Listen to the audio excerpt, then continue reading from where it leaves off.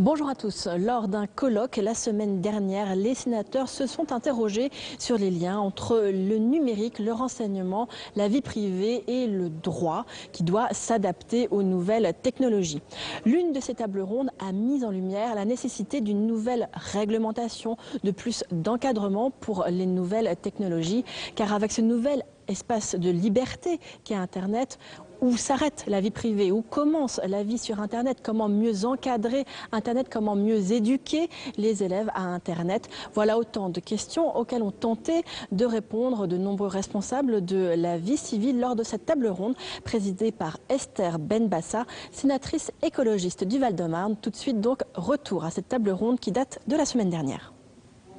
Nous sommes très contents d'être devant une si importante assemblée avec des collègues savants pour ouvrir cette table ronde qui s'intitule « Quelles règles de droit pour les nouvelles technologies ?» C'est la quatrième et dernière table ronde de la journée. Ainsi allons-nous conclure les travaux de cette journée d'études par une interrogation de l'encadrement ou la régulation des nouvelles technologies en tant qu'elles sont susceptibles de porter atteinte à la vie privée. Vous savez bien que c'est un vaste sujet qui nous interpelle, nous tous, et qui est très difficile à résoudre, d'une part parce qu'avec les nouvelles technologies, les frontières sont abolies et qu'on ne sait pas toujours où s'arrête la vie privée, où commence la vie d'Internet, comment est-ce qu'on peut gérer, encadrer cet espace de liberté. C'est un vrai espace de liberté et en même temps cet espace de liberté n'est pas du tout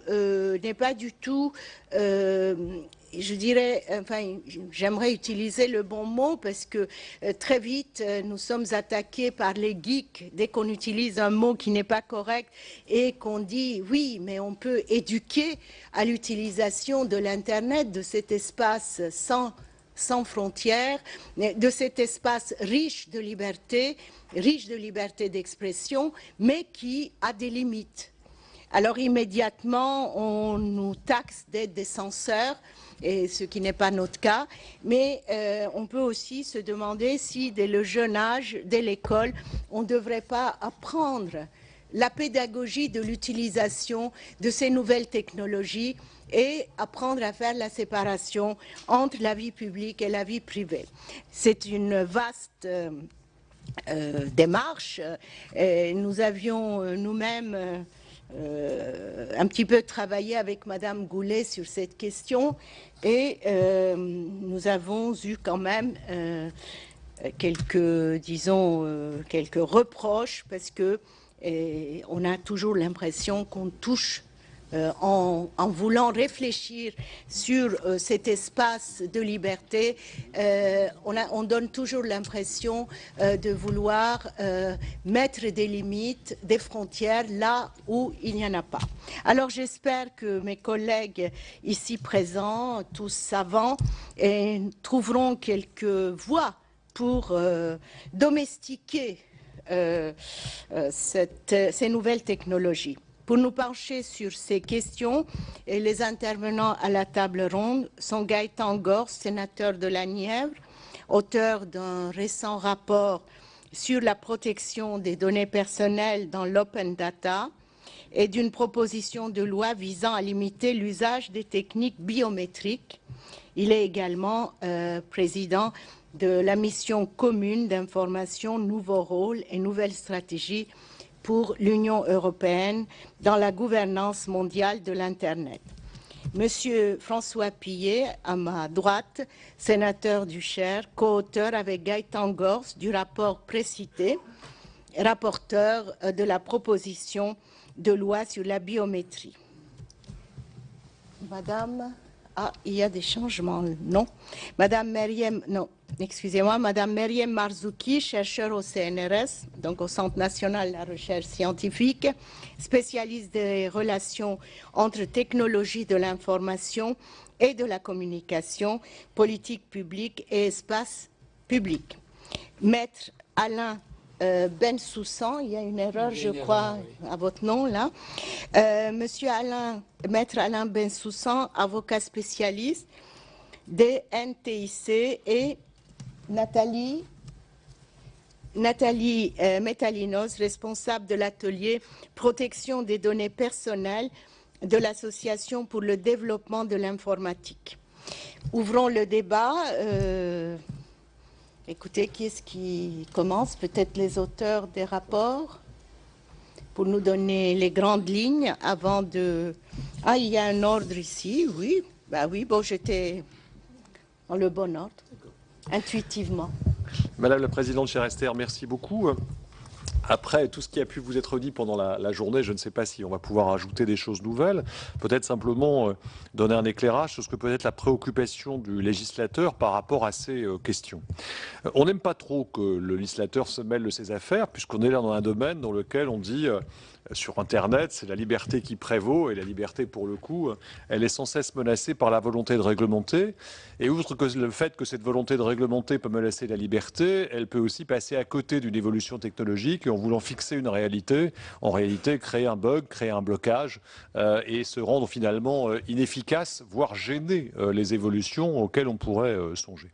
Pour autant, il me semble, mais vous ne serez pas surpris que ce soit la position qui est la mienne, qui est sans doute la nôtre avec François Pillet, il me semble que le législateur a une responsabilité en la matière, puisqu'il est là non pas seulement pour rappeler la norme, mais la norme, elle veut dire, donc rappeler ce que veut dire la norme, c'est-à-dire ce qui paraît acceptable ou pas acceptable, ce qui paraît juste ou non dans la société. C'est bien le rôle du Parlement de fixer ces données, qui ne renvoient pas simplement à des questions de fonctionnement des marchés, de fonctionnement des technologies, de prise en compte d'un certain nombre de préoccupations, mais qui correspond à l'expression de valeurs autour desquelles notre société doit être organisée. Et c'est vrai que le développement d'Internet, de l'ensemble des technologies qui sont liées au numérique, bouscule un petit peu, sinon ces valeurs, en tout cas la définition qu'on a l'habitude d'en donner. On reverra à travers ce que je pourrais dire sur la biométrie, mais de manière plus générale, ça saute évidemment aux yeux quand on pose la question de la vie privée. La vie privée, c'est une notion qui est relativement récente. Elle doit avoir à peu près un peu plus de 2 siècles au fond, et en tout cas elle est protégée depuis cette période, et elle correspond à un certain stade de l'évolution de notre système politique, à un certain stade de l'évolution de notre système économique, où on valorise la maîtrise de soi, le fort intérieur, l'espace qu'on protège par rapport à l'espace public. Bref, toute une série de données qui sont construites au cours de 2 siècles précédents et qui sont aujourd'hui profondément bousculées, puisqu'on voit bien que ce qui compte aujourd'hui, c'est moins au fond ce que l'on est que la position que l'on occupe à la confluence d'un certain nombre de réseaux, des informations qu'on peut obtenir qui comptent plus que celles qu'on a acquises. C'est moins ce que l'on a appris et qu'on utilise que ce qu'on est en mesure au fond de récupérer et de faire circuler qui va définir la force ou la position de tel ou tel. Et donc la question qui est posée au législateur, c'est de savoir s'il estime indispensable ou encore possible de réaffirmer ces valeurs qui sont nées dans un temps économique, politique, j'allais presque dire civilisationnel ou culturel différent. La réponse que j'aurais tendance à apporter est une réponse positive, vous n'en serez pas surpris. Mais on peut évidemment le discuter. Et à chaque fois qu'on a été amené à traiter des questions, comme par exemple l'open data, on s'est trouvé confronté à un certain nombre d'interlocuteurs avec des arguments, et notamment liés à l'évolution de la situation économique et des conséquences à en tirer, nous expliquant qu'il fallait redéfinir ces valeurs que nous voulions tenter de protéger, à commencer par la notion de vie privée. Qu'est-ce qu'elle signifie à partir du moment où chacun est prêt à mettre sur le réseau toute une série de données qui relèvent de l'intimité, lorsque la télé-réalité apparaît au fond comme le moyen de mettre en spectacle et de se valoriser à partir simplement de ce qu'étaient les éléments de la vie quotidienne, comment on déteste ou on aime les gens, comment on se comporte avec eux, tout ça qui relevait du domaine privé, on est content de pouvoir l'afficher, d'en faire un spectacle. Évidemment, on pourrait penser que ces notions sont désormais bousculées, en tout cas doivent être redéfinies.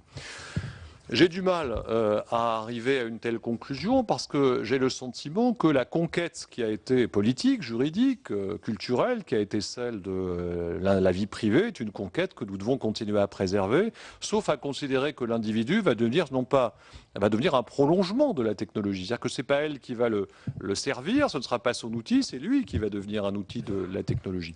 Et si on regarde par exemple le débat sur la biométrie, sur lequel j'ai déposé une proposition de loi, on est tout à fait au cœur de cette problématique. Et on voit bien qu'on a deux points de vue divergents qu'il est difficile de rapprocher. Le premier point de vue, celui qui est aujourd'hui dominant, consiste à dire que, au fond, à travers le développement de la biométrie, on va faciliter la vie quotidienne, voire apporter des réponses qui vont permettre d'améliorer la sécurité, la santé des personnes, la sécurité dans les transactions, la sécurité dans de nombreux domaines, la santé évidemment à travers le développement formidable aujourd'hui de tout ce que sont les outils personnels en la matière pour mesurer son effort, pour pouvoir calculer un certain nombre d'éléments permettant de vérifier comment évolue l'organisme. Bref. On va nous dire que toutes ces évolutions-là sont des évolutions éminemment positives.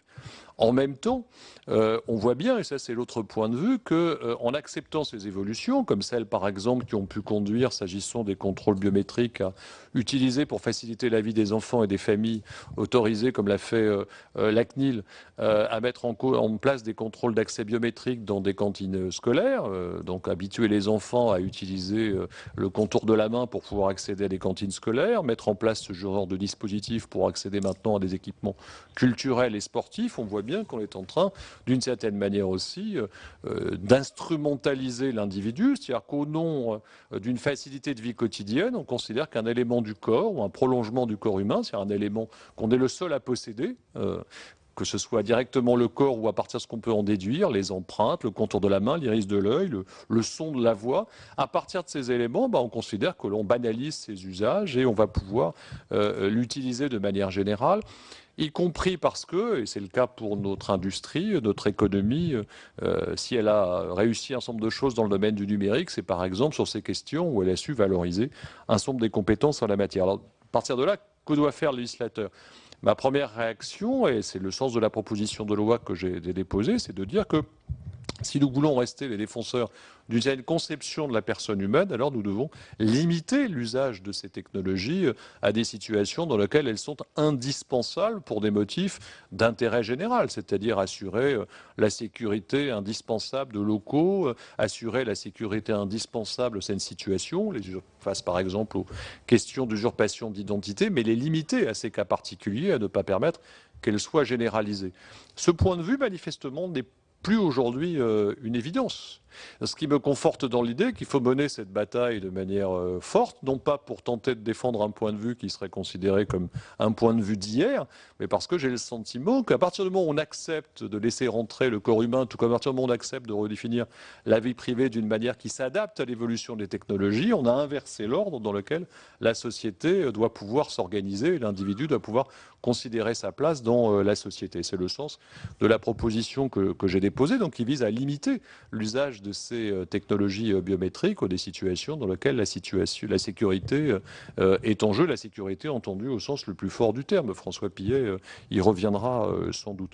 Mais on a soulevé la question aussi sur les problèmes liés à l'open data. Et pour le coup, ça m'a valu d'ailleurs de me faire sérieusement attaquer sur le net en particulier, voire devoir pirater mon blog. Certains ont une conception du débat qui consiste à empêcher les autres de s'exprimer quand ils ne sont pas d'accord avec eux, mais toujours au nom de la liberté naturellement.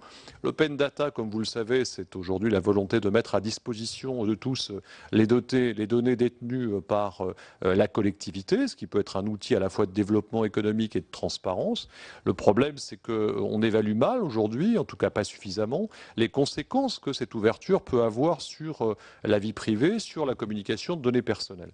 L'argument qu'on utilise généralement, c'est d'expliquer évidemment que l'open data ne concerne pas les données personnelles, puisque la loi, par définition, a interdit qu'on puisse communiquer ce type de données, sauf dans des situations très particulières, et donc on explique qu'il n'y a pas de problème. Le problème, c'est que par recoupement, il est relativement facile pour un utilisateur d'arriver à reconstituer le profil d'une personne et qu'il est normal que l'administration en amont s'en préoccupe, et que poser cette question n'est pas s'opposer à l'open data, mais simplement rappeler qu'il y a des intérêts qui sont prioritaires dans une société, et que ces intérêts, j'y reviens, renvoient à des considérations qui peuvent paraître datées, mais qui, de mon point de vue, me paraissent indispensables, qui sont ceux, effectivement, du respect de l'intimité, de la vie privée, du corps, bref, de tous les éléments qui constituent l'autonomie de la personne dans une société qu'on a tendance à vouloir intégrer comme un rouage, simplement, d'un système technologique et économique.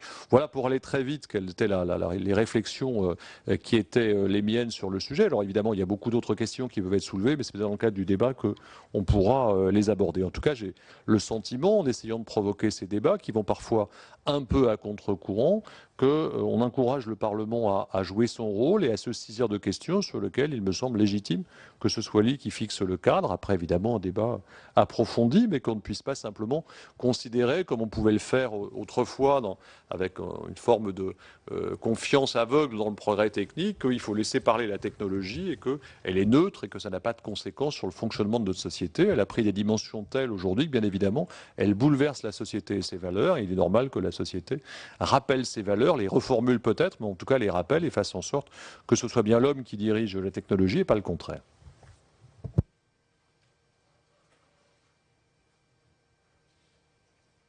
Merci beaucoup.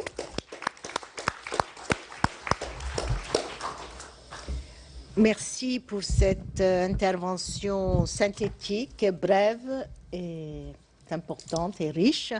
Je donne la parole au co-auteur du rapport, Monsieur Pillet, qui donnera aussi lui-même sa vision des choses. Merci, Madame la Présidente. Pour enrichir ou aider à vos réflexions sur le thème de cette table ronde, je vais me limiter à évoquer deux exemples, tous deux liés à la biométrie. En effet, cet exemple de la biométrie me semble parfaitement illustrer les questions qui se posent aux législateurs. Comment le droit, qui, pour être fort, doit être stable, voire même pour que les citoyens se l'approprient, doit être relativement constant, comment le droit peut-il encadrer des techniques qui courent plus vite que lui, qui vont extrêmement vite? Et alors, quel instrument utiliser? Comme il constate que le droit ne parvient pas à suivre, et encore moins à devancer certains progrès technologiques, certains préconisent tout simplement, ça a été évoqué tout à l'heure, à devancer les progrès en se remettant uniquement à des normes pour encadrer donc les évolutions technologiques. Il préconise alors davantage des processus de labellisation, de certification. S'en remettre uniquement à ceci, ne reviendrait-il pas pour autant, pour le législateur, à abdiquer totalement sa compétence normative au profit de spécialistes de la technologie? Le législateur, dont je vous rappellerai qu'il puise sa légitimité dans des sources relativement fortes par rapport au second. Pour ma part, j'estime que le législateur a un rôle à jouer qui, sans être exclusif de l'aide technique de celui des spécialistes, n'en est pas moins primordial, je dis bien primordial, car le Parlement est garant d'un pacte social que les nouvelles technologies pourraient modifier en profondeur à l'insu même de la société. À travers les deux exemples que je vais évoquer, apparaissent à mon sens clairement les principes qui doivent guider le législateur lorsqu'il se penche sur ces questions. D'une part, ne pas pécher par pusillanimité en refusant de prendre la mesure d'un nouvel enjeu et d'y adapter notre législation dès que possible. En effet, il existe souvent un risque d'irréversibilité dans ces domaines. On peut évoquer les nanotechnologies ou, plus proche du sujet qui nous occupe aujourd'hui, l'utilisation massive des données personnelles. D'autre part, il ne faut pas verser non plus, pour autant, dans une attitude prohibitionniste qui, outre qu'elle traduirait une certaine forme d'obscurantisme, serait vouée à un échec certain uniquement parce que les nouvelles technologies pourront toujours être développées dans des pays où la législation sera moins rigide que la nôtre, avant d'être rendue totalement accessible à tous sur le web. Le premier exemple est l'élaboration de la loi relative à la protection de l'identité. L'objectif de la proposition de loi était parfaitement légitime. Il s'agissait de lutter contre les usurpations d'identité qui semblaient en augmentation et dont, en tout cas, les effets dévastateurs sur les victimes méritaient que le législateur s'y intéresse. La sécurisation de l'identité envisagée par la proposition de loi consiste à enregistrer dans un fichier central certaines données biométriques de chaque Français afin de les associer définitivement à son identité et ces données étant ensuite enregistrées dans un titre d'identité sécurisé. Un tel système aurait garanti d'une part, grâce au fichier central des Français, qu'à une personne donnée ne puisse correspondre qu'une seule identité donnée, et d'autre part, que l'on puisse s'assurer que la personne qui présente son titre d'identité est bien le titulaire légitime de celle-ci, par contrôle tout simplement, éventuellement, des empreintes digitales.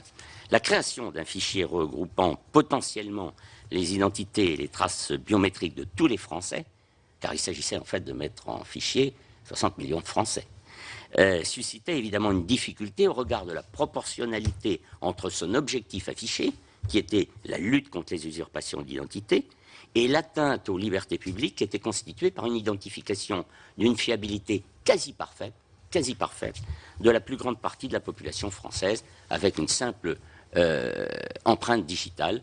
Vous étiez tracé partout où vous passiez. Dès lors, j'ai eu l'honneur de rapporter sur ce projet, j'ai souhaité encadrer le système proposé. Il y avait plusieurs solutions. La première aurait été de refuser purement et simplement la biométrie pour la carte d'identité, mais cela, à l'évidence, vous amenait à renoncer à un progrès qui était incontestable en termes de fiabilité des titres d'identité, outre le fait d'ailleurs qu'elle était déjà utilisée en matière de passeport.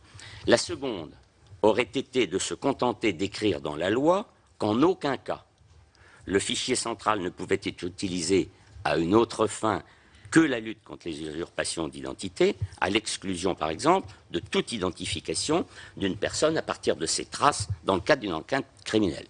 C'est-à-dire que là, le législateur, confiant en sa force, estimait que seule la proclamation dans la loi, voire assortie de sanctions, suffisait à le protéger de quelques dérapages. La loi aurait été certainement vertueuse, mais peu crédible, parce que qui doute qu'un tel fichier, après avoir été constitué avec une immense utilité potentielle en matière de sécurité, n'aurait pas fini par avoir raison des réticences du législateur. C'est pourquoi le Sénat, sur ma proposition, a voulu doubler les garanties juridiques. Et c'était un processus assez original. Doubler les garanties juridiques apportées à l'utilisation du fichier d'une garantie matérielle dans la constitution technique même de la base dite à lien faible, qui rend concrètement impossible l'identification d'une personne uniquement à partir d'une empreinte ou d'un regard ou d'un réseau veineux, tout en permettant de détecter les fraudes éventuelles à l'identité. Le législateur aurait ainsi concilié de la meilleure manière les objectifs légitimes des auteurs de la proposition de loi avec les libertés publiques, grâce à une attention très concrète et précise portée aux possibilités ouvertes par les nouvelles technologies. La CMP a échoué et ce n'est pas la solution que l'Assemblée nationale a retenue, et l'on sait que le fichier central des cartes d'identité a finalement été censuré par le Conseil constitutionnel, comme l'avait annoncé le Sénat. Second exemple, déjà évoqué par mon collègue Gaëtan Gors, la proposition de loi visant à limiter l'usage des techniques biométriques dont il est l'auteur. Dans ce domaine, le législateur ne peut que tenter de suivre le rythme rapide de la succession, tant des nouvelles techniques de biométrie que de ces nouveaux usages qui ont été évoqués tout à l'heure. Celle-ci pénètre dans tous les domaines de la vie quotidienne, de l'école, comme cela a été dit, à l'entreprise, de la santé, à la banque. Elle est ainsi notamment utilisée pour le contrôle d'accès physique à des locaux, jusqu'aux cantines scolaires, le contrôle d'accès à des services, à des applications, la signature de documents électroniques, la gestion de mots de passe, le contrôle de la présence de travailleurs handicapés, le contrôle d'accès à un équipement bureautique, la gestion d'une carte de fidélité, le contrôle même de l'identité des patients pris en charge dans un traitement de radiothérapie. Bien d'autres exemples. La proposition de loi proposait donc de compléter l'article 25 de la loi Informatique et Liberté en précisant que les traitements automatisés comportant des données biométriques nécessaires au contrôle de l'identité des personnes, il est bien évident qu'ici il s'agit de traitements qui ne sont pas mis en œuvre par l'État, qui sont exclus de la réflexion, ne seraient autorisés par la CNIL qu'à condition d'être justifiés par, j'ouvre les guillemets, une stricte nécessité de sécurité. Je rappelle que dans son rapport d'activité en 2012, la CNIL s'interrogeait elle-même sur son rôle face à l'essor des dispositifs biométriques et se demandait s'il lui revenait à elle, je cite, d'imposer une frontière claire entre les usages pertinents de la biométrie et ceux qui ne sont pas considérés comme acceptables car ils présentent trop de risques pour la vie privée eu égard à leur finalité. J'estime pour ma part que bien que le législateur n'ait pas saisi l'opportunité offerte en 2004 par l'introduction dans la loi de la biométrie pour son prononcé, ce rôle revient légitimement, principalement, prioritairement et indiscutablement au législateur. J'observe également que les préoccupations exprimées par cette proposition de loi font écho à celles qui se font jour au niveau international. En effet, à l'occasion de la révision de la Convention pour la protection des personnes à l'égard du traitement automatisé des données à caractère personnel du Conseil de l'Europe, qui est dite Convention 108, le comité de réflexion a proposé en décembre 2012 d'intégrer au sein des données sensibles les données biométriques. Alors, il convient également de tenir compte de l'élaboration en cours du règlement européen relatif à la protection des personnes physiques à l'égard du traitement des données à caractère personnel et à la libre circulation de ces données, mais je crois que ce sujet des négociations au niveau européen sera abordé par d'autres intervenants de la table ronde. Concernant la proposition de loi, j'ai voulu préciser, elle sera d'ailleurs étudiée la semaine prochaine par, premièrement, la Commission des lois, deuxièmement, le Sénat en séance publique. J'ai voulu préciser la notion de stricte nécessité de sécurité afin qu'elle ne soit entendue de façon ni trop large, ni trop étroite. En effet, encore une fois, une acception trop large de la notion de sécurité annihilerait la volonté du législateur de n'autoriser qu'un usage raisonné des données biométriques, mais inversement, une acception trop étroite pourrait conduire à un phénomène d'éviction, les usagers ayant recours à des produits et des services développés au-delà de nos frontières et échapperaient de ce fait à tout contrôle par les autorités nationales. Dès lors, je me suis inspiré d'une communication de la CNIL de 2007 et j'ai proposé de reprendre la notion d'intérêt excédant l'intérêt propre de l'organisme. Une telle rédaction, je vais prendre un exemple, permettrait notamment d'inclure l'authentification pour les transactions financières par la biométrie, dans la mesure où, au-delà de l'intérêt des banques et des commerçants, il en irait de la protection des intérêts du citoyen consommateur. J'espère que ces quelques considérations vous auront permis d'être davantage éclairés, ou en tout cas d'avoir deux exemples précis pour en discuter sur la manière dont le législateur s'efforce, certes d'une main tremblante, d'agir en l'espèce, main tremblante, parce que consciente qu'il existe toujours un risque d'être soit trop restrictif, soit trop généreux, d'encadrer les nouvelles technologies, ou du moins ceux de leurs usages qui ont un impact sur l'intérêt général.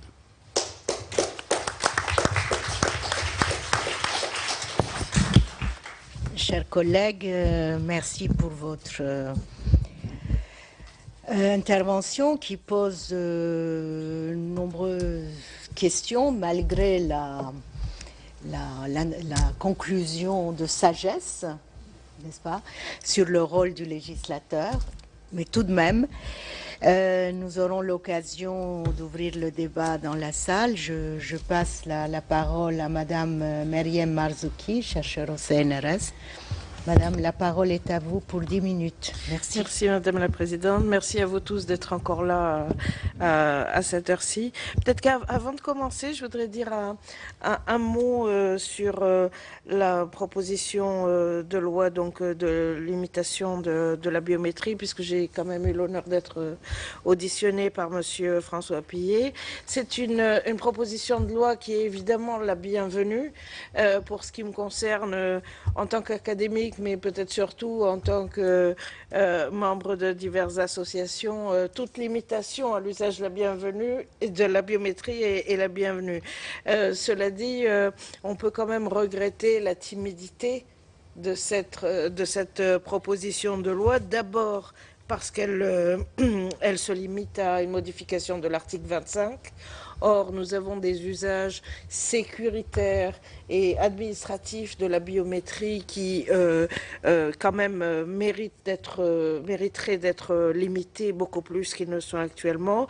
Et puis aussi, peut-être sur l'ampleur de la restriction, je ne suis pas forcément certaine que l'intérêt excédant l'intérêt propre de l'organisme demandeur, même si ça va plus loin que la proposition initiale, je ne suis pas certaine que ce soit une limitation suffisante. Mais on aura sans doute l'occasion d'en rediscuter.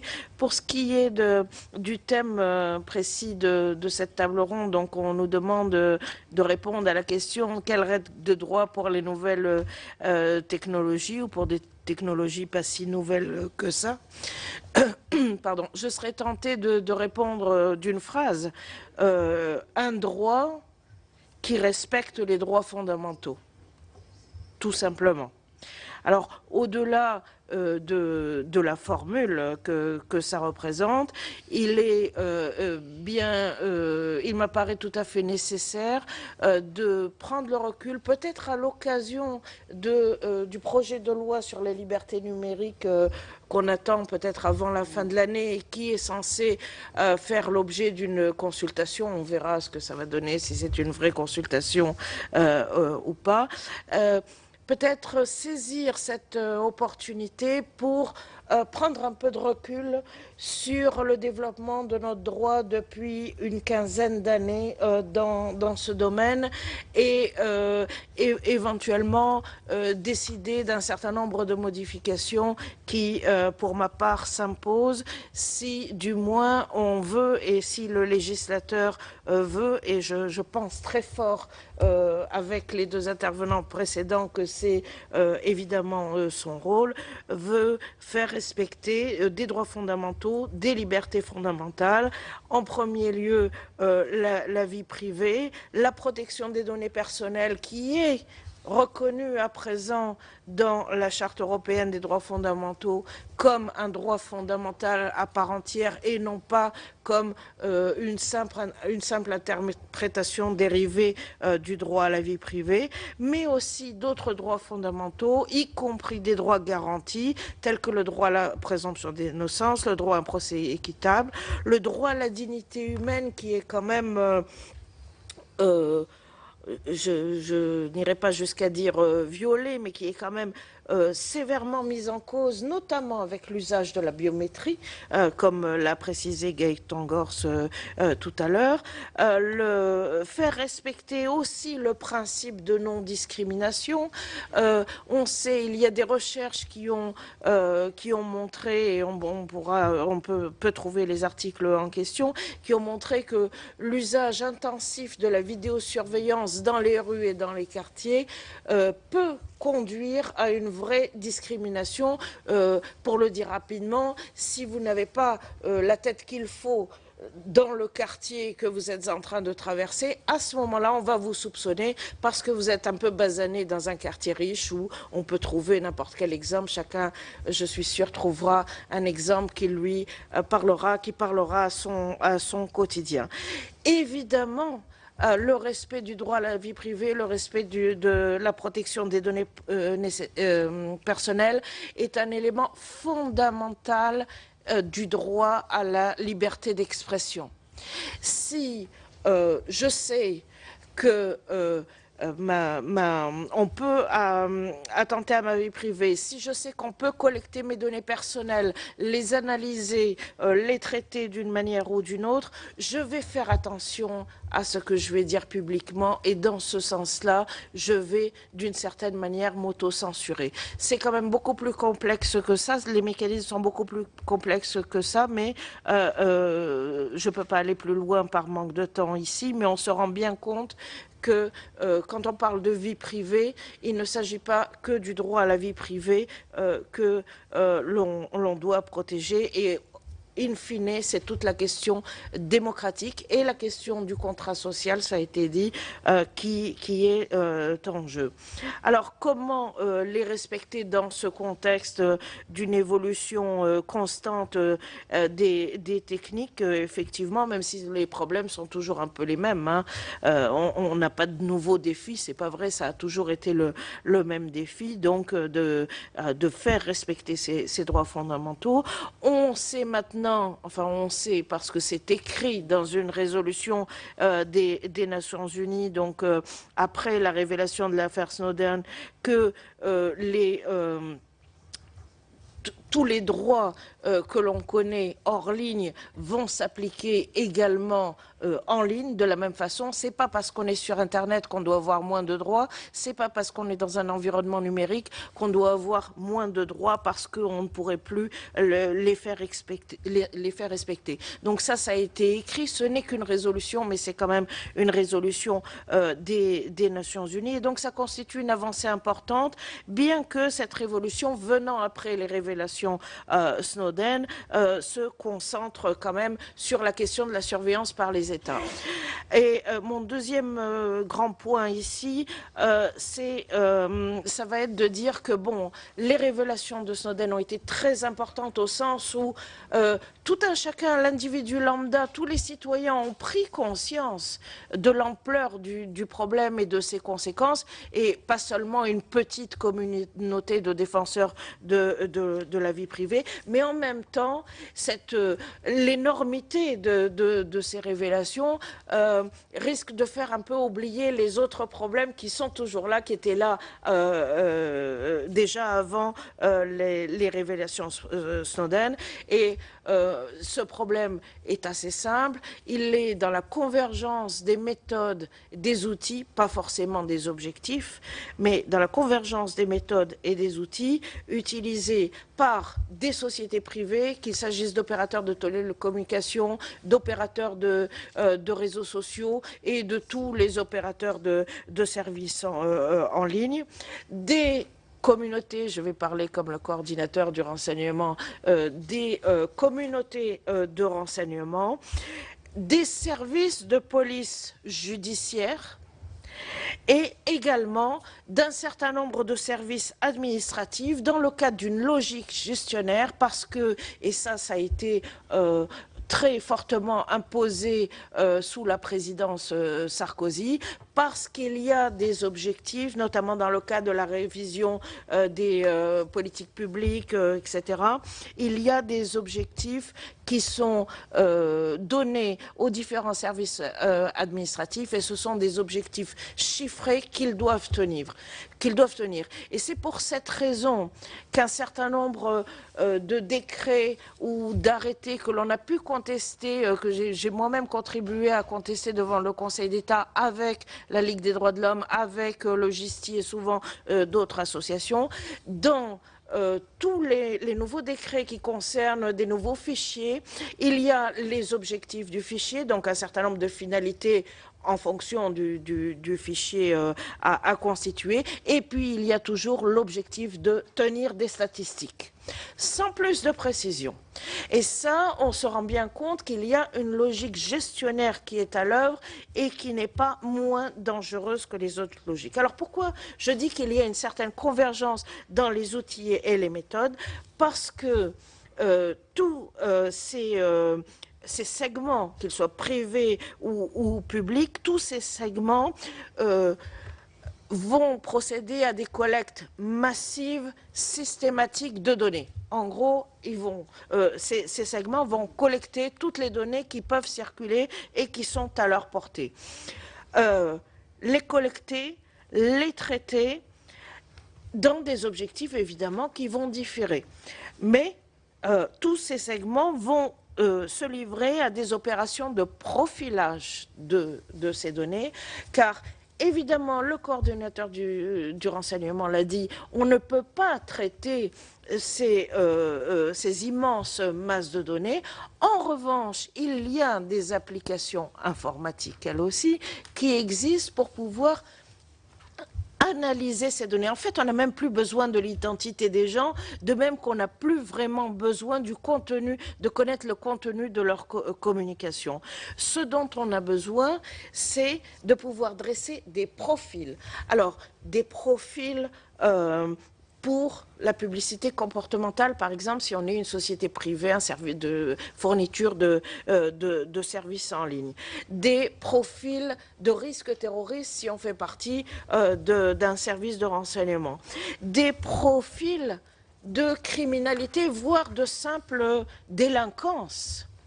Et je ne parle pas en l'air, vous pouvez revenir à un rapport parlementaire de Delphine Batho et Alain Benesti, c'est ça, un rapport conjoint sur les fichiers de police et les applications qui permettent de dresser des profils, et vous allez y trouver le descriptif des outils qui existaient déjà à l'époque et qui se développent.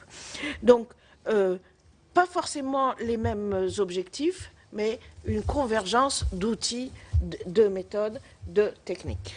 Il faut que je m'arrête là, c'est ça? Conclusion. Oui, conclusion.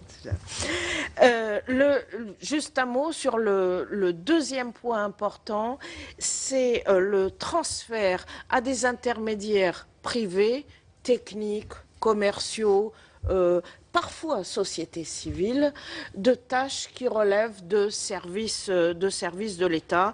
Et je vous citerai juste, il y a beaucoup d'exemples, je vous citerai un exemple au niveau européen, car c'est une jurisprudence forte, puisque c'est une jurisprudence de la Cour de justice européenne, un jugement qui date, une décision qui date du 13 mai, dans une affaire qui opposait Google Espagne, Google Incorporated, à l'autorité de protection des données. Et cette décision, non seulement reconnaît le moteur de recherche comme un data controller comme un contrôleur de données au sens de la directive européenne, mais aussi a pour conséquence qu'il est dit explicitement dans ce jugement que les individus qui veulent faire au nom d'un certain droit à l'oubli, qui veulent faire retirer certaines informations des résultats du moteur de recherche, doivent s'adresser à Google, qui avisera.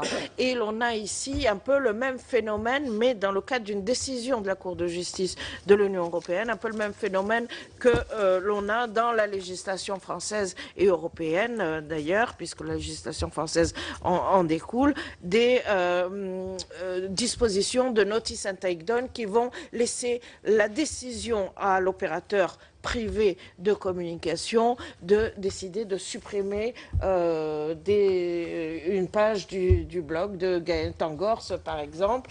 Bon, ça n'arrivera pas avec vous parce que vous avez une capacité de nuisance, entre guillemets, étant sénateur, contre l'intermédiaire technique. Mais si c'est moi ou si c'est n'importe quel individu lambda, à ce moment-là, on risque de voir mon expression supprimée. Voilà, je vais m'arrêter là parce que le temps presse. Merci beaucoup, Madame Merzouki, d'avoir élargi la question des technologies au-delà des données biométriques et de donner un aperçu assez complet, je ne vous ai pas laissé assez de temps, sur toutes ces questions. Il ne s'agit pas seulement de la biométrie, mais la vidéosurveillance, Internet, enfin on en a, je ne sais pas, peut-être ce matin vous en avez parlé davantage. Et ce sont des questions qui nous interpellent tous et je suppose que la salle sera interpellée par votre intervention. Je passe la parole à Monsieur Alain Bensoussan, maître. Vous êtes spécialiste des nouvelles technologies. Je vous donne la parole pour 10 minutes. Essayons de rester dans la limite du temps imparti, étant donné qu'à 18 heures, la ministre prendra la parole, mais ce n'est pas seulement pour ça, c'est surtout pour donner la parole à la salle et pour répondre aux questions par la suite.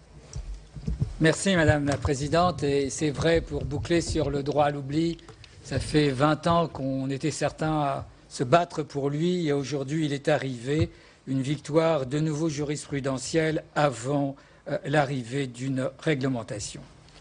Et je voudrais, à propos de cette illustration, sans dégager plus longtemps le droit à l'oubli, dans cette introduction, vous dire que il me semble que la vie privée est un concept sans pertinence. C'est un concept sans pertinence qui a vieilli, qu'il faut bien évidemment continuer. Né dans le monde moléculaire, il n'a aujourd'hui peu d'intérêt, voire pas d'intérêt, dans le monde des nouvelles technologies, encore qu'il faut être précis. La loi 77-18 et puis 95-46, comme dit CC6, la directive en l'article 1er, l'informatique ne doit pas porter atteinte à la vie privée de chaque citoyen. Alors c'est vrai que aujourd'hui, cette loi elle a été pertinente technologiquement. 1978, les mainframes, pertinentes sur les mini, pertinentes sur le PC, pertinentes sur le 1.0. Et là, avec l'arrivée effectivement de ce qu'on doit appeler les nouvelles technologies, c'est-à-dire le 2.0, les réseaux sociaux, le 3.0, l'Internet des objets, le 4.0, l'Internet des objets autonomes et le 5.0. L'arrivée des technologies qui fusionnent l'informatique et la mécatronique, c'est-à-dire les robots, il est clair que là, la vie privée est en déshérence. Le deuxième élément dans cette introduction, pour vous indiquer que je ne fais pas le procès à la vie privée, mais tout simplement le fait que lorsqu'une belle loi, lorsqu'un beau texte s'inscrit effectivement dans une logique qui est de nouvelles technologies, il faut simplement voir sa pertinence. Et 3 réflexions dans cette introduction. La vie publique virtuelle.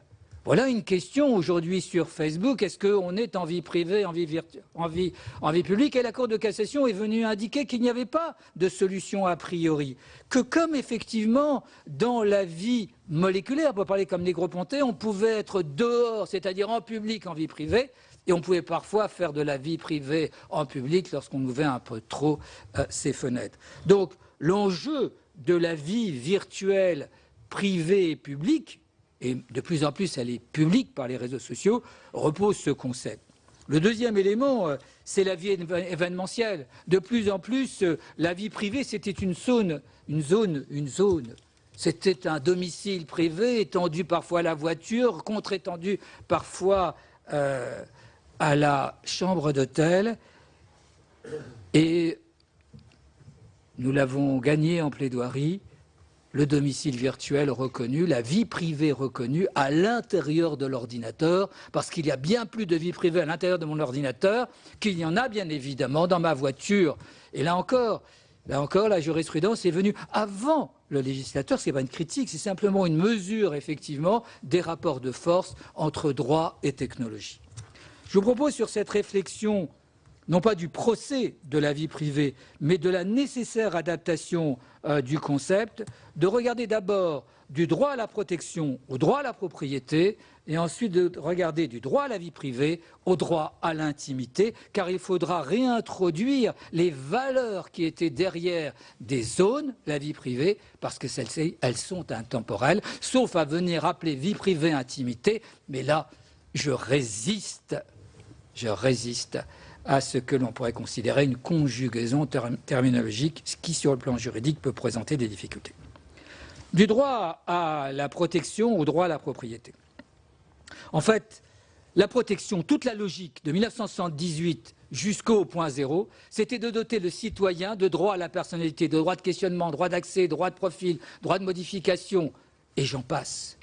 Plus d'une cinquantaine jusqu'à aujourd'hui, la Cour de justice de l'Union européenne consacrant avant les autres cours le droit à l'oubli, nouveau droit de l'homme, décision historique. Mais c'est des décisions de droit à la personnalité. Ce que nous avons besoin aujourd'hui, c'est un droit de la propriété. Et on est en train de laisser Facebook le faire. Qu'est-ce qu'a fait Facebook? Facebook, c'est extrêmement important. C'est le début de la vie virtuelle. C'est la troisième dimension. C'est le Jurassique du monde virtuel. Facebook, 1 milliard de personnes qui, quelle que soit la culture, quelle que soit effectivement la géographie, quelle que soit la langue, quel que soit le droit, tous ces hommes et ces femmes ont décidé de se mettre sur ce service. Ça ne peut pas être rien. 1 milliard de personnes, transversales et universelles.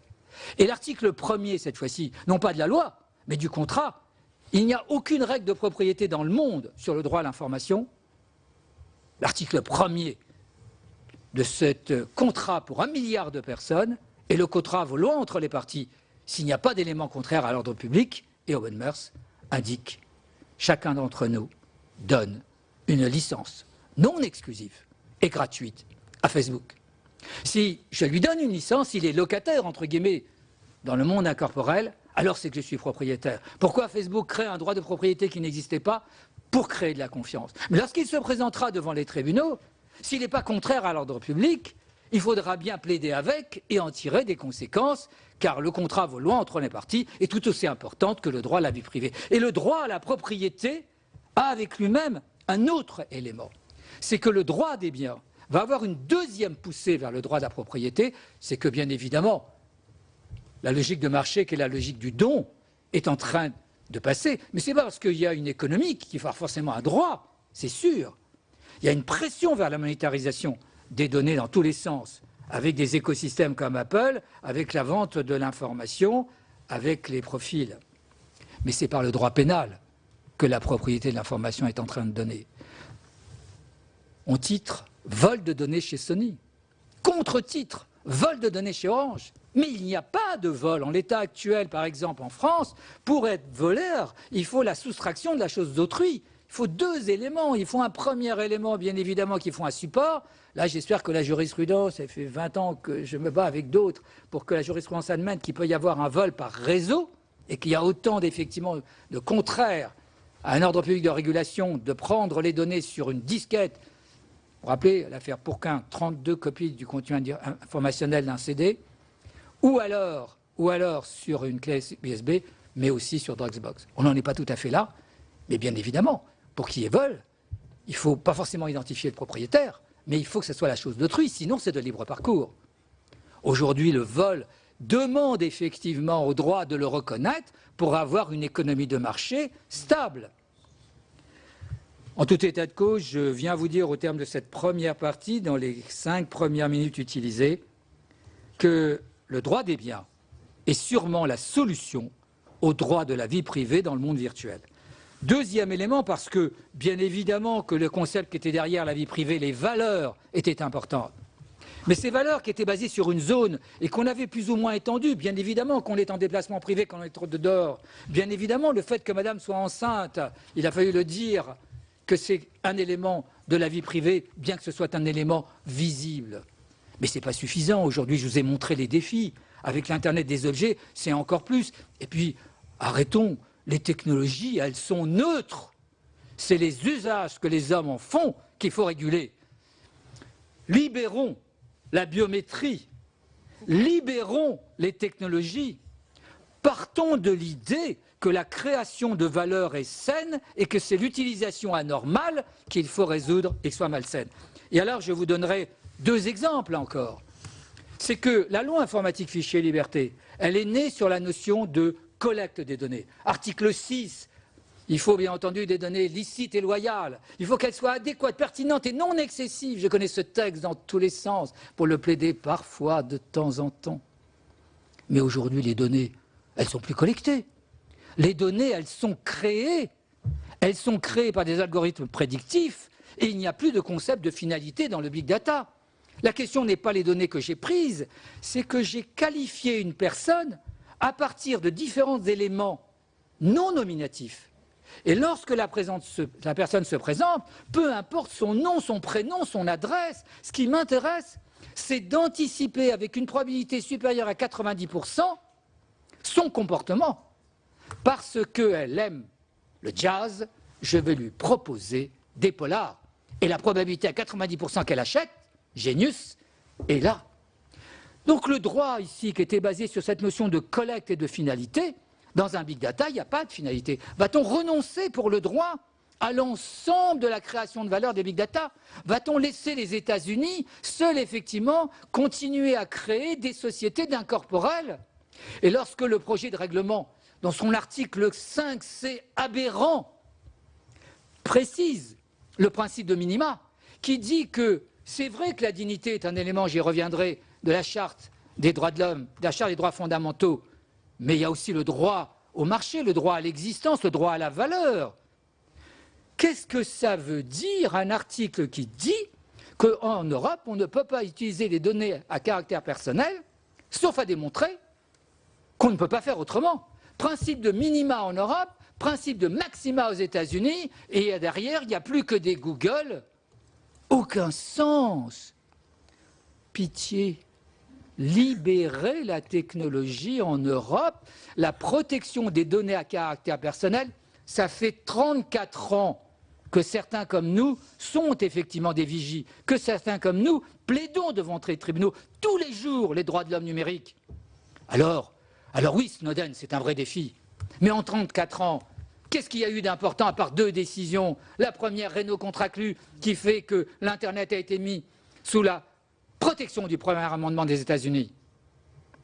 Et puis, la décision de la Cour de justice de l'Union européenne en mai sur le droit à l'oubli, qui fait que chacun d'entre nous est l'archiviste de son passé, qui fait que notre passé ne mine pas notre futur.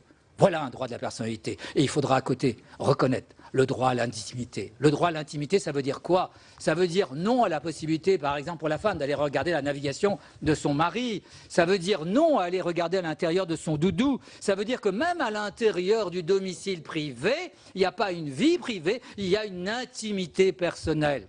Et pour cela, il faudra reconnaître le droit à la souveraineté personnelle, le droit à l'autodétermination de chacun d'entre nous sous réserve des éléments contraires à l'ordre public et à nos valeurs, d'utiliser les technologies en toute liberté. Pour conclure, le bonheur est dans le binaire et le droit de s'arrêter lorsqu'il ne protège pas des valeurs essentielles.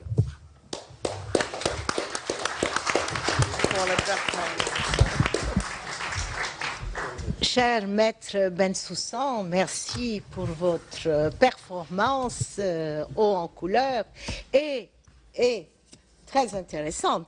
Moi, j'ai retenu vie privée, vie intime, ces différences très importantes. Vous nous appelez à libérer les technologies, les droits de l'homme technologiques. Mais écoutez, c'est un bon départ pour pouvoir discuter. Et vous dépassez les limites de parfois de notre côté réservé sur ces questions, et vous nous appelez à réfléchir sur aussi ces questions de différence entre vie privée, intimité, etc., qui sont fort importantes aujourd'hui au XXIe siècle. Et la différence et la comparaison surtout que vous avez faite avec les États-Unis et la France sont à retenir également. Merci beaucoup. Je demanderai à Madame Nathalie Metalinos, qui est responsable de l'atelier protection des données personnelles, de prendre la parole pour une dizaine de minutes jusqu'à 17h50. Merci. Merci Madame le Président. Donc je suis Nathalie Metalinos, j'ai l'honneur ici de représenter l'ADIGE, qui est une association, donc Association pour le développement de l'informatique juridique. C'est une association qui existe depuis plus de 40 ans. Pascal Petit-Colo, rédacteur en chef de Légifrance, qui préside l'ADIGE et qui est présent dans la salle, me corrigera si je me trompe. Alors peut-être avant d'entrer dans le vif du sujet, vous parlez un tout petit peu de ce qu'est l'ADIGE. Donc l'ADIGE, ce sont d'abord des juristes, mais qui sont passionnés de droit, mais aussi passionnés de nouvelles technologies. Donc il ne s'agit pas du tout uniquement de parler des logiciels juridiques, mais effectivement de s'intéresser s'interroger de la place du juriste et de la place du droit face aux nouvelles technologies et effectivement de l'encadrement des nouvelles technologies par rapport au droit. Alors je dirige l'atelier protection des données personnelles. Il y a bien sûr tout un tas d'autres ateliers qui traitent d'autres sujets ayant trait aux nouvelles technologies. Alors aujourd'hui, on m'a demandé de vous parler par rapport à la richesse, je dirais, de la table, des perspectives, puisqu'effectivement la question c'est quelles règles de droit. Alors je crois qu'on vous a bien brossé les problèmes. La mort annoncée de la vie privée, la mort annoncée de la loi informatique et liberté, l'impasse de nos libertés publiques, c'était un petit peu le panel peut-être d'avant, l'interrogation, ceux qui sont prêts à abandonner la liberté pour la sécurité, ils n'auront ni l'un ni l'autre, Benjamin Franklin disait ça, donc c'est vrai qu'on a toutes ces problématiques, on se demande aujourd'hui, peut-on faire encore quelque chose? Alors le législateur européen le pense très fort, puisque comme vous le savez tous sans doute déjà, il y a un grand projet de réforme du cadre européen de la protection des données personnelles, qui est un cadre voulu et attendu. Attendu pourquoi? Parce qu'effectivement, on a sans doute atteint les limites, en tout cas des législations telles qu'elles étaient adoptées aujourd'hui, tant dans les concepts que dans la méthode, en réalité. Alain Bensoussan vous a exposé les principes. En fait, les principes établis dans la loi informatique et liberté dès 1978 et qui ont été repris dans toutes les conventions internationales et dans la directive de 95 qu'on est en train de réviser sont toujours pérennes. Alors bien sûr, on peut s'interroger sur le fait qu'il n'y a plus de collecte des données, que la donnée finalement c'est l'intelligence artificielle et que certaines façons d'appréhender les choses changent, mais des principes tels que la proportionnalité, c'est encore ce qui est vraiment au cœur de l'application de la loi informatique et liberté, c'est cette gymnastique intellectuelle de se demander, mais finalement par rapport aux données que j'ai, par rapport à l'usage que j'en fais, est-ce que c'est proportionné par rapport à l'enjeu des libertés publiques et tout est là en réalité. Dans le cadre qui est envisagé par le législateur, c'est effectivement une certaine idée de redonner des outils du calcul de cette proportionnalité. Alors aujourd'hui, en France en tout cas, ce qui n'est pas du tout le cas dans les autres pays européens, on estimait que le contrôle de la protection des données personnelles passait beaucoup par les formalités auprès de la CNIL. Alors c'est vrai que la loi de 2004, qui a réformé la loi de 1978, a un petit peu allongé les choses, mais beaucoup encore aujourd'hui croient en l'efficacité des formalités auprès de la CNIL. Le constat que l'on fait, c'est qu'aujourd'hui, la législation, il y a un problème d'effectivité. Et que les formalités auprès de la CNIL, c'est-à-dire ce contrôle a priori avant même la mise en œuvre du traitement, n'a manifestement pas empêché, je dirais, un certain développement incontrôlé et aussi beaucoup d'organismes, que ce soit du secteur public ou du secteur privé, nonobstant les formalités, malgré la loi, continuent à ne pas forcément assurer ce principe de proportionnalité qui inclut également la notion de sécurité technique. Alors, la proposition de règlement contient un certain nombre d'éléments destinés à tenter d'apporter des solutions juridiques. Et c'est vrai que la tâche est rude, et donc je vais vous en exposer quelques-unes, notamment sur le changement de paradigme qui est entraîné par la réforme. Je vous parlais aujourd'hui des formalités, du rôle de la CNIL, seul contrôleur, seul censeur aujourd'hui. C'est vrai que, bien que ça a été critiqué dans le précédent panel, la proposition de règlement vise à rétablir la responsabilité des acteurs, c'est-à-dire que ce soit du pouvoir public, des organismes publics ou des organismes privés, dans la fabrication des traitements et dans l'usage qu'ils font des données. Et c'est vrai que le contrôle a priori, dans l'objectif de réforme envisagée, passe de la CNIL, de manière très claire, aux opérateurs qui, avec l'idée d'une certaine contrainte qui repose sur un contrôle de conformité et une obligation pour ces acteurs de démontrer la conformité. Aujourd'hui, on a une série de règles et on sanctionne quand ça ne va pas. Mais finalement, tous ceux qui ne sont pas vus ne sont pas pris et donc, en réalité, il ne se passe rien pour ceux qui n'auraient pas été sanctionnés. À moins, lors d'un contrôle de la CNIL, de détecter ce qui ne va pas, ce qui n'est pas toujours facile, finalement, de trouver qu'est-ce qui n'a pas été respecté, eh bien, on passe à côté, en réalité, des manquements et du fait que la loi est parfois très, très peu appliquée. Donc, c'est vrai que la première idée de la proposition de règlement européen, c'est d'établir cette notion de responsabilité des acteurs qui vont devoir démontrer la conformité par un principe de tenue de documentation et aussi une image de mettre en place la conformité de l'organisme, que ce soit dans le secteur public ou privé, au respect des dispositions de la loi informatique et liberté. Le rapport sur l'open data, justement, aborde cette idée que pour fabriquer de l'open data, dans le respect de nos libertés, il y a la question de la méthode. C'est-à-dire, qu'est-ce qui nous garantit que la donnée qui sort est effectivement une donnée anonyme, qui peut du coup être réutilisé, le nouveau carburant de l'économie, réintroduit, réinjecté. Eh bien, la seule chose qui nous le garantit, c'est la méthode, c'est-à-dire le process de fabrication, la traçabilité de cette méthode, la traçabilité documentée pour qu'on puisse contrôler la méthode et pas uniquement contrôler une fois que c'est trop tard, c'est-à-dire quand la donnée a déjà été disséminée et qu'il n'est plus possible de la rattraper. Donc ça, c'est la première idée, je dirais, dans la proposition de réforme et dans le nouveau cadre, c'est d'établir ces obligations de conformité que les banques aujourd'hui connaissent par exemple, mais que beaucoup d'opérateurs économiques ne connaissent absolument pas. Autre élément à repenser, ce sont les concepts. Alors, la loi informatique et liberté et la réglementation d'une manière générale ne protègent pas la vie privée, mais les données à caractère personnel. C'est quelque chose de bien plus vaste que la protection de la vie privée. Les données à caractère personnel, et je rebondis complètement sur ce que vient de dire Alain Bensoussan, c'est le droit à l'autodétermination informationnelle aujourd'hui. C'est-à-dire qu'il ne s'agit pas de savoir s'il y a mon nom ou pas mon nom dedans, il s'agit de savoir quelles sont les conséquences sur ma personne du traitement de données, qu'elles soient personnelles ou qu'elles ne soient pas personnelles. Et c'est vrai que cette évolution conceptuelle qui vise à tenir compte pas seulement du traitement de données, mais de l'usage qu'on en fait, et notamment le profilage, eh bien c'est ce que la proposition de règlement veut donner corps à cette notion de profilage et considérer que le fait de profiler va être un critère de compétence et d'application de la législation. Le fait de profiler va être un facteur de risque qui va également nécessiter d'autres contrôles que ceux qui reposent, je dirais, sur les actions confiées aux opérateurs. Et donc c'est vrai que ce glissement conceptuel sur quel va être le socle de l'application du champ de la législation, c'est un élément qui est au cœur de la réforme. Autre point également, qui vise à pallier, je dirais, au manque d'effectivité de la réglementation. La CNIL, aujourd'hui, vous le savez, a un pouvoir de sanction pécuniaire qui s'élève à 150 000 €.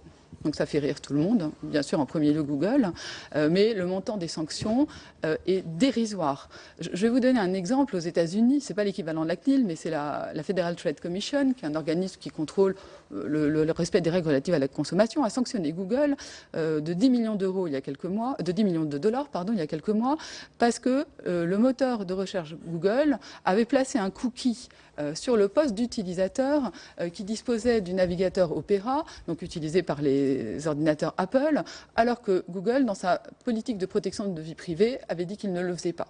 Or, le système Google contournait la technologie qui était censée empêcher le placement de cookies sur les postes. FTC, 10 millions d'euros. La CNIL, si elle avait été saisie de la même question, le maximum qu'elle pouvait proposer, c'est 150 000 €. Donc c'est vrai qu'il y a quand même un problème. La proposition de règlement vise à assurer l'effectivité de la réglementation en adoptant un principe de sanction qui fasse que le sujet soit porté au COMEX, c'est-à-dire qu'il remonte au niveau de la direction et qu'il ne reste pas au seul niveau des juristes, comme c'est le cas aujourd'hui. Le juriste dans l'entreprise se préoccupe de l'application de la réglementation en matière informatique et liberté, mais ça remonte rarement au niveau des dirigeants. Moi, je ne connais pas une seule entreprise qui, comme valeur d'entreprise, a inscrit la protection des données personnelles de ses clients ou de ses salariés dans ses valeurs d'entreprise. Donc c'est vrai que la proposition de réforme vise à apporter un certain nombre de solutions. Ce qu'il n'est pas possible de résoudre, on vous parlait c'est la problématique de la dissémination des données dans Internet. On a cet arrêt effectivement de la Cour de justice de l'Union européenne. Alors pour moi, cette décision est fondée sur le droit existant. Elle ne crée pas un nouveau droit. Les données ont été retirées du moteur de recherche parce qu'elles ne répondaient plus à l'exigence de qualité qui sont prévues dans la législation aujourd'hui. On n'a pas eu besoin d'inventer un nouveau droit à l'oubli numérique pour obtenir la décision de la Cour de justice aujourd'hui. Il y a aussi beaucoup de confusion conceptuelle sur ce droit à l'oubli numérique qu'on ne peut pas exposer aujourd'hui par manque de temps. Mais c'est vrai que la proposition de règlement là-dessus opère une certaine confusion. Il y a encore beaucoup de travail à faire pour aboutir à bien cerner ces points-là. Mais pour finir, je dirais que cette problématique du droit à l'effacement, du droit à la récupération des données disséminées, eh bien, je dirais qu'une fois que les données sont disséminées, c'est trop tard. Alors, ce que envisage la proposition de règlement également là-dessus, c'est d'agir en amont. Parce qu'une fois que les données sont parties, peut-être que cette personne va réussir à faire désindexer, mais la publicité qui est donnée à l'arrêt de la Cour de justice de l'Union européenne fait que de toute façon, pour les siècles à venir, tout le monde connaîtra son nom puisque cette décision n'a pas été anonymisée. Donc je me demande si pour cette personne, il y a ce droit à l'oubli. Et qu'est-ce qui est introduit? Et c'est un point qui est assez peu débattu, en tout cas techniquement, je dirais, c'est l'idée de la protection de la vie privée par défaut, c'est-à-dire d'inclure, lorsqu'on fabrique la technologie, la préoccupation de la protection de la vie privée et de l'intégrer, je dirais, dans la cellule, dans l'ADN de la technologie. Et ça, c'est l'élément majeur et extrêmement innovant de la proposition de règlement et qui est la seule mesure, à mon sens, qui sera efficace face à ce risque de dissémination. Bien sûr, on va prévoir qu'on pourra peut-être sanctionner ceux qui n'ont pas joué les règles du jeu. Mais ce qui est important, c'est d'empêcher la dissémination incontrôlée. C'est ce que tente de faire la proposition de règlement. Il y a encore beaucoup de travail, mais c'est vrai qu'en tout cas, nous, dans l'atelier de la DIGE, on suit de près cette réforme et on souhaite vraiment qu'elle aboutisse parce qu'elle apportera un certain nombre d'instruments, de concepts et de méthodes qui peut-être donneront une certaine chance de rétablir le contrôle de l'individu partiel sur ces données. Voilà, merci.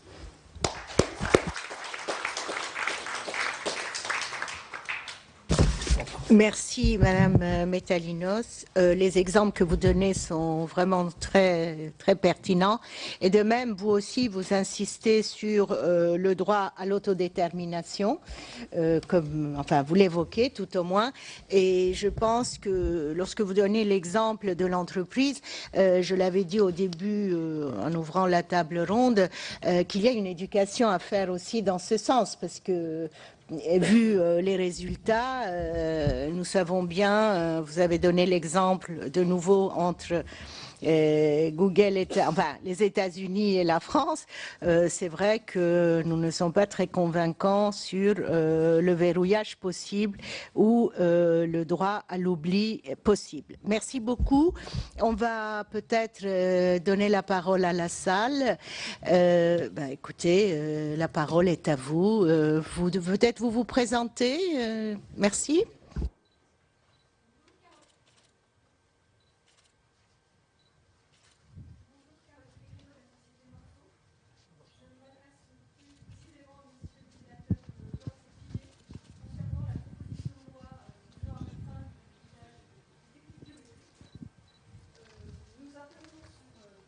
Sur cette loi, dans la mesure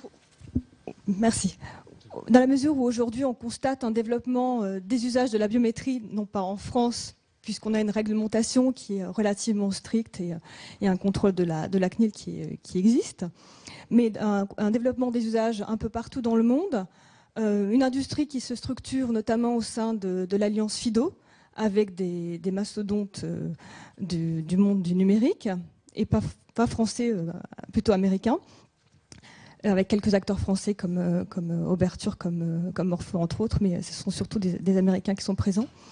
L'industrie française est une industrie qui est très novatrice sur ces techniques biométriques. On essaie de développer notre technologie en relation avec la CNIL pour s'assurer justement que nous respectons les contraintes de la réglementation. Et on se demande si cette loi, si elle est adoptée en l'état, ne risque pas de laisser à l'écart la France et les utilisateurs et les consommateurs français à l'écart des développements technologiques qui vont survenir dans le reste du monde. Par ailleurs, vous ne prévoyez pas dans votre proposition de loi une exception pour la recherche scientifique. Or, aujourd'hui, l'industrie a besoin de ces bases de données biométriques pour développer la recherche, alors sur un certain nombre de sujets, notamment en matière de protection de la vie privée. Et si la loi ne permet plus la constitution de bases de données de recherche, que se passera-t-il pour l'industrie française? Merci, messieurs. Peut-être on prendra quelques questions. C'est juste un complément à ce que vient de dire cette dame. Monique Pontier, professeure émérite, Institut mathématique de Toulouse. Il existe des grandes données qui... J'ai été étonnée qu'aucun d'entre vous ne parle du centre d'accès sécurisé aux données sous l'égide de l'INSEE dans le cadre de l'établissement public qui s'appelle GENES. On peut, moyennant un abonnement, accéder à beaucoup de données issues de la Sécurité sociale, du ministère de la Santé, du ministère de l'Agriculture, et je crois que le ministère de l'Intérieur va les fournir. Car, en effet, pour la recherche scientifique, on n'a pas besoin de données nominales. Je suis chercheur, on n'a pas besoin de... L'Institut mathématique de Toulouse est assez connu pour la recherche en statistique. On a besoin de données, mais anonymées, et de grandes données. Et ça fait longtemps qu'on fait du data mining, n'est-ce pas? C'est pour ça que je me demande si votre doléance vis-à-vis de la recherche scientifique est bien pertinente. Oui, une autre question?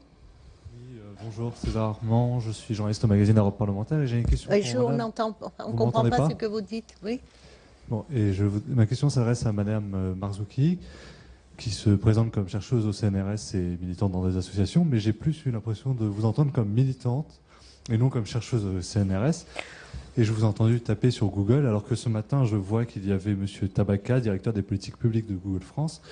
Et je veux savoir, est-ce que c'était pas mieux que vous veniez ce matin pour lui en parler directement, plutôt que de taper dans le vide, si je peux me permettre. Et excusez-moi, là-dessus, je vais donner la parole bien sûr à Mme Marzouki, mais écoutez, les organisateurs choisissent les interlocuteurs selon l'intérêt qu'ils représentent, n'est-ce pas, pour le sujet de la table ronde. Peut-être ce n'est pas au public de porter des jugements de valeur. Qui est chercheur? Maintenant, bientôt, on va demander aussi la carte d'identité aux gens pour savoir enfin la carte professionnelle pour savoir ce qu'ils font dans la vie, franchement. J'aimerais répondre quand même. Bon, alors on va prendre les autres interventions pour Madame. Oui, oui, mais après. Attaquer, peut répondre. Tu as raison, Esther. Comme et oui, mais non, mais. Ouais, il faudrait qu'on prenne toutes les interventions pour donner la parole pour répondre. Voilà. Mais ce n'est pas une intervention, c'est la chère collègue, laissez-moi... Tu as raison. Voilà, merci. Est-ce que vous pourriez répondre? Oui, merci Esther de m'avoir donné la parole et de comprendre ce problème. Je ne vous retournerai pas la question en vous demandant si vous êtes bien un journaliste de poser cette question. Je peux vous envoyer certains de mes articles publiés sur la question. Et si je n'étais pas là ce matin, c'est parce que je participais ces 2 derniers jours à un projet académique européen sur ces questions-là. Je n'ai pas attaqué Google, je pourrais l'attaquer comme beaucoup, mais j'ai rappelé une décision de la Cour de justice de l'Union européenne. Je ne vois pas d'autres éléments de fond dans votre question, donc je m'arrêterai là. Merci Madame pour la brièveté de votre réponse. On prend les autres questions. Allez-y Madame. Bonsoir, Claire. Bonsoir, vous m'entendez? Oui. Claire-Elisabeth Fritz de la société Hélisphère. Je profite de l'occasion qui m'est donnée de vivement remercier messieurs les sénateurs qui ont rédigé le rapport sur l'open data et la protection des données personnelles. Nous sommes une société qui, comme d'autres acteurs sur le marché, travaille sur le domaine de l'information légale, financière et économique. Et nous travaillons dans ce cadre-là avec des données que nous recevons en provenance de l'INPI pour les données du Registre national du commerce, de l'INSEE pour les données du répertoire Sirène ou du BODAC qui nous sont communiquées par la DILA. Et dans ce cadre-là, nous avons effectivement, parce que nous sommes dans le cadre de la publicité légale, nous avons dans certains cas des données personnelles et nous sommes parfois questionnés par certaines personnes qui sont citées en tant que dirigeantes d'entreprise dans le cadre de la publicité légale. Nous sommes parfois un peu, comment dirais-je, écartelés entre le fait que ces informations-là font partie de la publicité légale et le respect, la protection des données personnelles. Nous serions très heureux d'avoir effectivement des éclaircissements sur ces sujets. Merci à vous. On prend encore 2 questions, et parce que l'heure avance. Oui, est-ce qu'il y a d'autres questions? Oui. Bonjour, Nathalie Launay, je travaille dans le domaine de la carte à puce sécurisée. C'est par rapport à la problématique des bases de données biométriques et de la biométrie. Selon ma perception, la problématique vis-à-vis de la biométrie est plus dans le problème de la base de données en tant que telle que par rapport à l'utilisation de la biométrie en termes de moyens d'authentification. Parce que nous avons des possibilités techniques de stocker les empreintes dans les Secure Element ou les puces des cartes à puce ou des éléments de tous les devices électroniques possibles. La problématique est donc d'interdire les bases de données biométriques qui servent à authentifier les personnes. Il y a la possibilité d'anonymiser ces bases de données simplement pour vérifier que la personne, lorsqu'elle s'inscrit au service, c'est une personne unique. Mais effectivement, vous avez bien, vis-à-vis de la loi qui avait été proposée sous la gouvernance Sarkozy pour la carte d'identité française, la problématique était la base de données. Et même pour un document d'identité, de toute façon, il doit être utilisé comme un document de voyage. Donc, en tant que document de voyage, il doit avoir une empreinte. Votre passeport a absolument besoin d'une empreinte. Et tous les protocoles aujourd'hui, ICAO pour dans les puces aujourd'hui nécessitent une empreinte pour accéder à un certain niveau d'identification avec les protocoles EAC, etc. Donc aujourd'hui, votre loi, elle ferme un peu les applications d'authentification. Vous pensez verrouiller l'aspect sur l'aspect sécurité au niveau le juste niveau de l'intérêt du consommateur par rapport à l'intérêt de la société qui vend le service, mais en fait vous verrouillez le développement de la technologie, alors qu'en fait le vrai problème c'est la base de données. Donc aujourd'hui, effectivement pour les enfants, je comprends qu'il faut interdire, même les États-Unis aujourd'hui, certains États américains comme la Floride sont aujourd'hui en train de revenir pour arrêter tout procédé biométrique pour les accès aux cantines, etc. Mais pour les individus adultes, aujourd'hui, d'interdire la biométrie pour son smartphone, etc., ça a plein de services. Et dans le cas où votre donnée biométrique est sur son propre device, il n'y a pas de danger pour l'utilisateur et ça permet d'ouvrir et d'accéder à des services numériques intéressants. Merci beaucoup. On va peut-être arrêter les questions là et on va vous donner la parole. Le texte, puisqu'on a évoqué la question de la proposition de loi sur les données biométriques, ce texte a été déposé d'abord pour ouvrir un débat. C'est-à-dire qu'il est clair que, même s'il est voté mardi, ce que je fais au Sénat, le débat ne fera que commencer. Il ne s'agit pas de régler la question en 2 coups de cuillère à peau à travers un texte qui aura été déposé et débattu en quelques heures. Et ce débat va faire émerger un certain nombre de points de vue, dont je vais vous donner le mien par rapport à cela, et ce qui a justifié le dépôt de cette proposition. Et ça fait d'ailleurs écho à la question qui a été posée par la représentante de la société Morpho. On peut approcher la question de 2 manières. Et la première, vous l'avez évoqué, c'est la constitution de bases de données, donc la protection contre le traçage. C'est évidemment la question de base, celle qui a justifié un certain nombre d'oppositions par rapport à tel ou tel dispositif, y compris mis en place par les pouvoirs publics. Et je crois effectivement que cette préoccupation-là est majeure et qu'elle doit être prise en compte. Mais je vais un peu plus loin. C'est le point de vue qui est le mien. Qui tend à considérer que le corps humain bénéficie d'une protection juridique particulière, de par le Code civil et plus globalement de par l'esprit même de notre droit, et que cette protection doit être élargie au prolongement du corps humain que sont les données biométriques. C'est choquant pour les enfants, évidemment, qu'on puisse utiliser des éléments des prolongements du corps humain. Je considère aussi que c'est choquant pour l'adulte. C'est choquant pour l'adulte s'il n'y a pas des motivations fortes liées à la sécurité, avec les enjeux qui ont été évoqués, sur lesquels François Pillet reviendra peut-être. Pourquoi ? Parce que ça veut dire qu'on considère que quelque chose qui doit être absolument protégé peut devenir, au fond, dès lors qu'il s'agit d'éléments qui sont tirés du corps humain, mais qui sont très proches et qui sont totalement spécifiques, que ces éléments-là peuvent devenir des éléments simplement du fonctionnement d'un outil pour accéder à son agenda, à quelques données qu'on détient, etc. Et moi, je considère que là, nous avons un vrai débat de société. Et que si vous considérez, et que d'autres peuvent considérer, qu'il est normal d'utiliser ces éléments parce qu'il y a des enjeux économiques ou industriels, parce que les enjeux d'innovation, ben moi je considère que non. Et que du moment où on bascule dans une société dans laquelle ces données peuvent être utilisées de cette manière, on a changé non seulement l'usage, enfin la vision qu'on a du corps humain, mais globalement l'idée qui est à la base de notre civilisation. Qu'il y a un certain nombre de choses qui sont absolues, qui doivent être protégées de manière absolue ou quasi absolue. Et je considère que ça en fait partie. D'autant que s'ajoute à cela une conception de la société qui, au fond, en banalisant l'utilisation des techniques biométriques, vise à discipliner l'individu dans son comportement à partir des éléments qui sont les plus intimes et les plus personnels. Et que cela aussi, c'est le prolongement de la première enseignement, ça me choque. Alors, je conçois qu'on puisse être en désaccord avec cela et qu'un débat puisse aboutir à des conclusions différentes. Mais il faut que ce débat ait lieu. Ça doit être un débat qui est d'abord un débat politique, c'est en termes de valeurs. Et c'est pour ça que je souhaite que nous puissions le pousser le plus loin possible. Donc on aura ce débat mardi, je pense que ça rebondira et que nous aurons l'occasion d'en rediscuter. Mais il faut que nous nous prononcions sur ce sujet. Même s'il y a des enjeux économiques, industriels, technologiques considérables, parce que j'entends trop et je connais trop, c'est pour ça que je dis qu'il y a aujourd'hui un risque de dérive sur lequel il faut assumer complètement l'évolution. J'entends trop effectivement dire que les enjeux sont d'abord économiques, technologiques et d'innovation. Je ne veux pas négliger ces enjeux-là. Je considère qu'ils sont importants, mais ils ne sont pas aussi importants que l'idée qu'on se fait de la personne humaine et de ses droits. En tout cas, c'est la conception que j'ai. Et j'ai le sentiment, malheureusement, que cette conception pourrait devenir minoritaire si elle ne se bat pas bec et ongle par rapport à cette évolution. J'entendais M. Bensoussan, disons, libérons la technologie. Moi, je dis, faisons attention de ne pas oublier nos valeurs de base. parce que nous pourrions nous réveiller dans une société très différente de celle dans laquelle s'est construite l'autonomie de l'individu.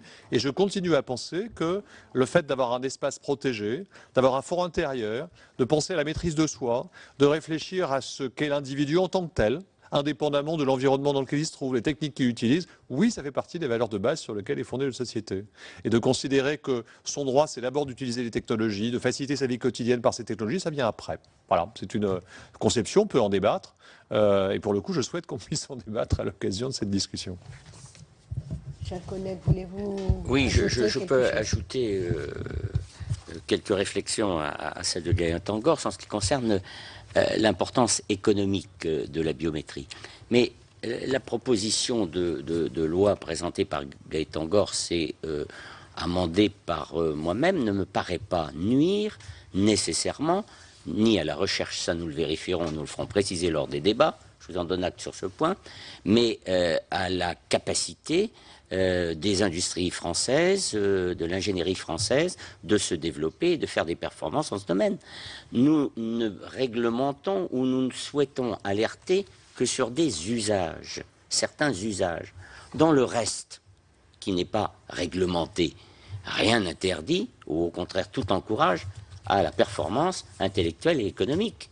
Ce n'est pas parce que, comment dirais-je, une entreprise aurait trouvé un procédé absolument extraordinaire et propre à être vendu dans tout le monde, mais contraire à l'essence même de notre société, qu'il faudrait uniquement, pour des questions économiques, lui donner satisfaction. Je rejoins un petit peu le débat très, évidemment, philosophique sur ce point de notre société. Mais quand même, je veux vous rassurer sur le fait qu'il reste tout de même un éventail considérable pour nos ingénieurs et nos chercheurs. En ce qui concerne la protection des données personnelles et open data, quand vous lisez notre rapport, qu'est-ce que vous notez? Que nous avons pris acte qu'il existe un élan que nous trouvons comme positif, satisfaisant, démocratique, intéressant, et auquel nous ne voulons pas couper les ailes. Nous voulons simplement, au regard de deux failles que nous avons remarquées, prévoir un certain nombre de recommandations, émettre un certain nombre de recommandations, pour qu'à l'avenir, nous ne tombons pas un jour dans un exemple qui démontre que des données personnelles ont été en quelque sorte divulguées, à l'inverse de ce que auraient souhaité leurs propriétaires. Ces deux failles sont simples. L'anonymisation, techniquement, l'anonymisation totale, irréversible, techniquement, n'existe pas. Et elle n'existe d'autant moins lorsqu'il y a des possibilités de recoupement par d'autres systèmes. C'est quand même une faille importante. La deuxième, c'est qu'il n'y a pas, à l'heure actuelle, de doctrine globale ou de process global au sein des administrations françaises qui font que toutes les données dont nous aspirons à ce qu'elles deviennent publiques soient traitées et anonymisées de telle manière que l'on puisse se prémunir à l'avenir d'un dérapage. On a parfaitement constaté pendant notre mission, notre enquête, notre rapport, qu'il y avait très peu d'exemples actuellement de failles. Mais l'importance que précisément nous voulons donner à l'open data nous oblige d'ores et déjà à prévoir un certain nombre de recommandations qui évitent les difficultés futures. Alors, je ne sais pas si j'ai été rassurant, j'ai essayé d'être clair au moins sur la position qu'a pu prendre Gaëtan Gors, celle que j'ai prise en qualité de rapporteur. Nous verrons, l'histoire nous le dira mardi, quelle sera la position du Sénat. Merci beaucoup pour vos interventions. Hélas, nous n'avons pas beaucoup de temps. Madame la ministre est là.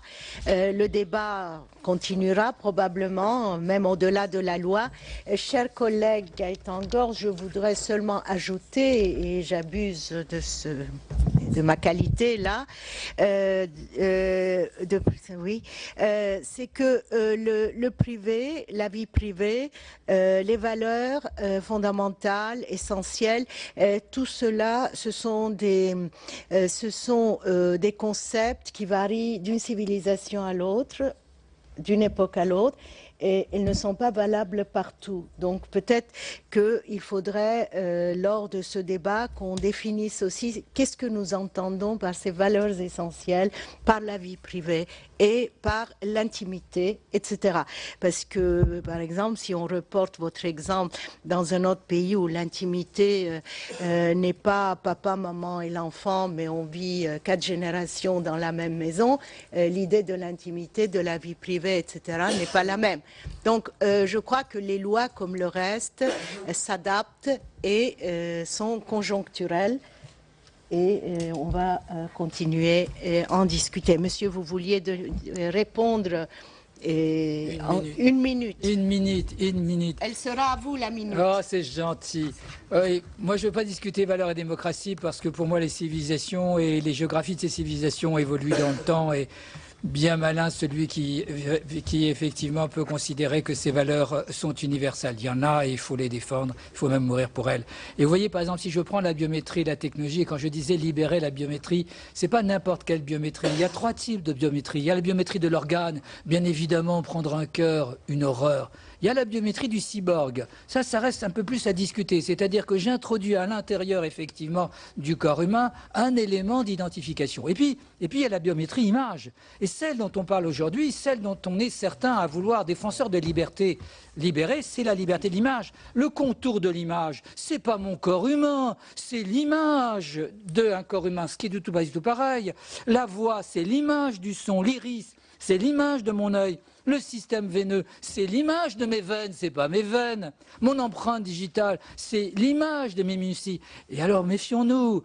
Est-ce que demain, au titre de la biométrie qui interdit les images du corps humain, on va interdire les photographies parce que c'est une image? Et lorsque cet ordinateur, de manière biométrique, me reconnaît, m'évitant effectivement de saisir mon code, va-t-on m'obliger effectivement à cette pénibilité de retenir un code? Là, quand il me regarde, il me dit « c'est toi ». Non, libérons la biométrie de forme et d'image. C'est un élément essentiel à la démocratie. On va arrêter là, peut-être. Merci. Il est clair qu'avec M. Bensoussan, nous avons 2 conceptions de l'amour. Ah, mais pourquoi là, sur cette note très poétique, c'est presque l'amour platonique, nous terminons dans la joie et le savoir. Et je remercie tout le monde, les personnes ici présentes, les intervenants. Merci Madame la Ministre pour votre patience, mais comme vous le savez, nous sommes loquaces. Merci. Voilà pour cette table ronde qui portait sur l'encadrement nécessaire pour les nouvelles technologies, qui s'inscrivait également dans ce colloque portant sur le numérique, le renseignement et la vie privée. Table ronde présidée par Esther Benbassa, sénatrice écologiste du Val-de-Marne. Vous pouvez toujours voir et revoir toutes les tables rondes et toutes les auditions sur notre site sur publicsénat.fr.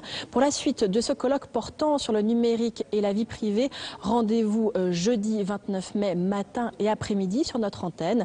Très bonne fin de journée sur Public Sénat.